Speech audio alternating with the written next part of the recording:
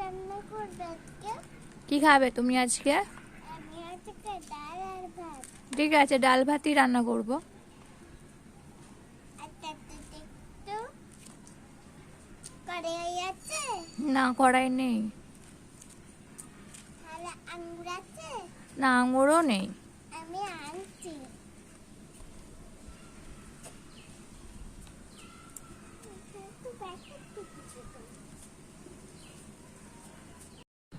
না না, কি করবো এগুলো নিয়ে?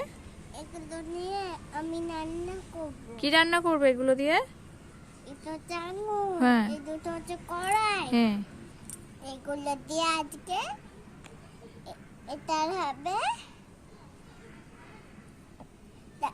এটা হবে ডালের তরকারি কড়াই দিয়ে। আঙুরটা হবে তরকারি,